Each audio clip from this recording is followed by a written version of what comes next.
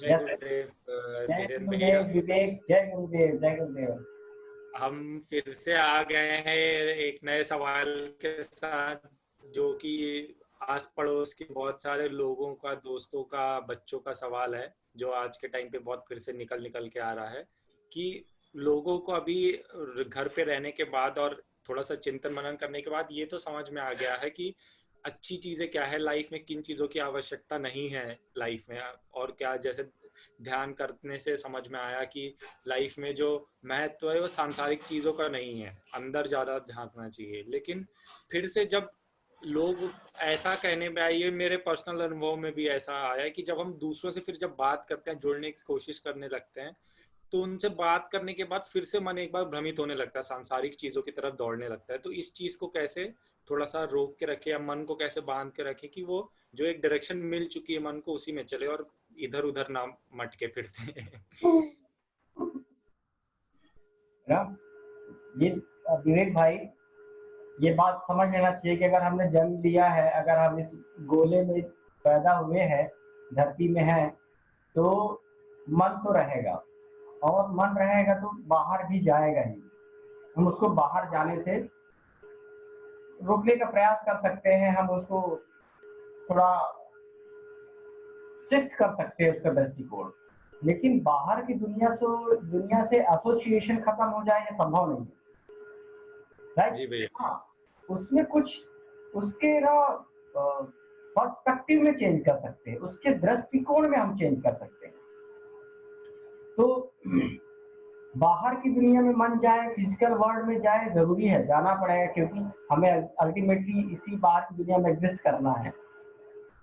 लेकिन ये जानना जरूरी है कि बाहर की दुनिया में जो तीन चीजें होती है, व्यक्ति, वस्तु, परिस्थिति, अगर इन पे डिपेंडेंट हो गए तो life is going to be miserable.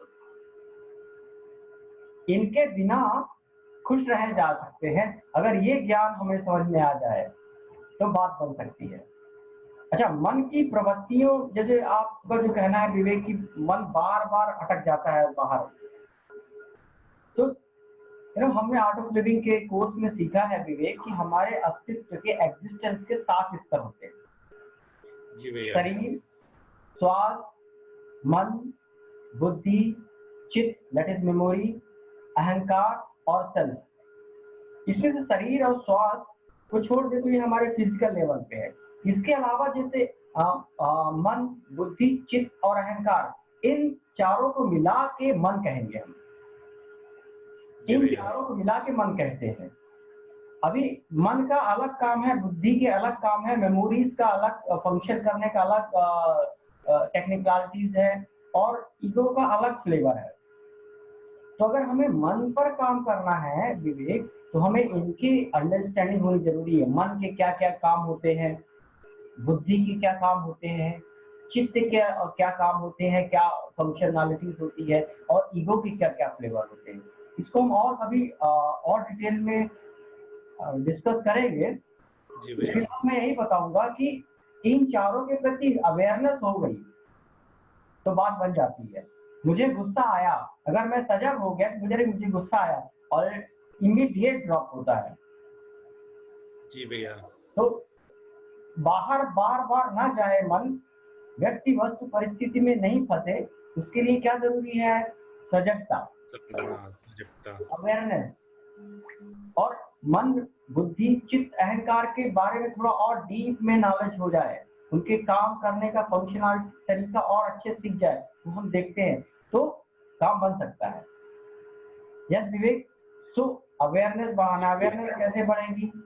योग से, प्राणायाम से, सुदर्शन क्रिया, अपने आर्ट ऑफ लिविंग का Sudarshan Kriya is one of the best technique to become more alert and aware whatever happening in body and at the level of mind, जी भैया, ये तो है।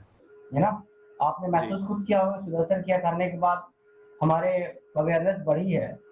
जी, यस, ये तो बात सही है, बॉडी और फिजिकल और मेंटल दोनों लेवल पे अवेयरनेस काफी अच्छी है, डिसीजन तो मेकिंग पावर काफी अच्छी हो गई है, ये भी मैं नोटिस कर पा रहा हूँ काफी टाइम में।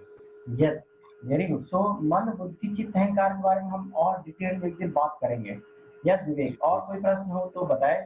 एक अगर एक और सवाल है भैया, जो कि काफी मैं कहूँगा कि लोगों के मन में आता है, लेकिन शायद लोग पूछना नहीं चाहते या कि भ्रमित ना हो जाए लोग, लेकिन वो बहुत इंपॉर्टेंट और बहुत जरूरी सवाल है।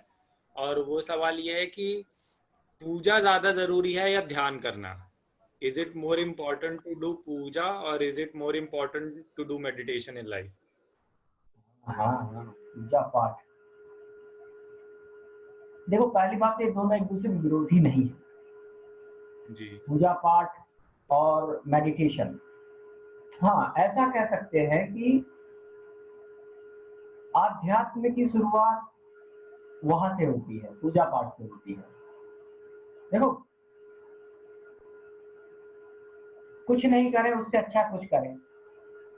जी नहीं, अच्छा, जैसे एक बार स्वामी विवेकानंद से किसी ने पूछा था कि यही प्रश्न पूछा, मंदिर क्यों जाना है? तो उन्होंने बताया था कि देखो, हवा तो हर जगह है, लेकिन जब फैन चलता है तो वहां पर महसूस होता है। तो इसी तरह जब मंदिर में जाते हैं तो हमें ये अनुभव में आता है या हमें आभास होता है कि there is some supreme power. वहां अहंकार यानी ईगो मेल्ट होता है। वो ऐसी जगह है पूजा पाठ मंदिर जहां पर ईगो मेल्ट होता है। जी भैया। ईगो मेल्ट हुआ तो फिर हम जा सकते हैं कि हम अपनी खुद की खोज में लगे।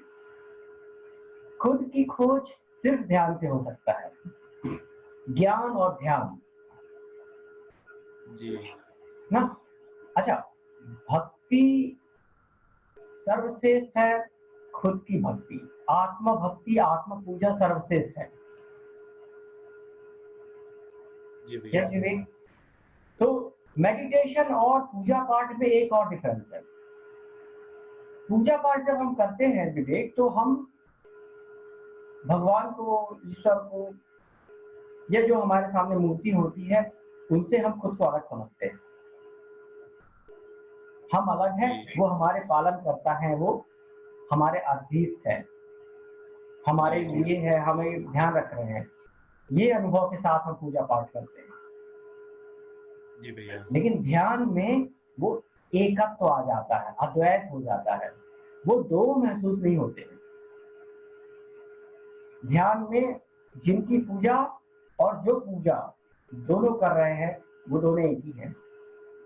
This is very very important difference. हाँ, लेकिन ये ध्यान के स्टेज तक पहुंचने के लिए पूजा पाठ थोड़ा बहुत शुरुआत में करनी चाहिए, लेकिन जब एक स्टेज पार हो जाए तो ध्यान मेडिटेशन में, योगा में आ जाना चाहिए।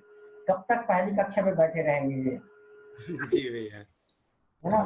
तो एक बार पढ़ना सीख गए तो बड़ी बड़ी किताबें पढ़ना चाहिए कि वही कहा पढ़ते रहना है, नहीं नहीं। जी वो जरूरी है, पूजा पाठ जरूरी है ईगो मेल्ट करने के लिए। कभी कभी अहंकार चढ़ने लगता है, तो फिर हमें सरेंडर के लिए कोई तो चाहिए सामने। तो फिर मंदिर पूजा पाठ जाके वहां सरेंडर करें कि आप है, मेरा ख्याल रखें, मैं कुछ नहीं हूँ। लेकिन फिर वो उसमें भी उतरना है। ईगो मेल्ट हुआ तो फिर हम ध्यान की गहराई में जा सकते हैं, अनुभव कर सकते जी हैं। भैया। Yes, hope you understand. Yes भैया। Very good, very good. Thank you. काफी अच्छा जवाब दिया आपने। अगली बार फिर मिलेंगे एक नए सवाल के साथ। Thank you. ओके, जय गुरुदेव। थैंक यू विवेक। जय गुरुदेव।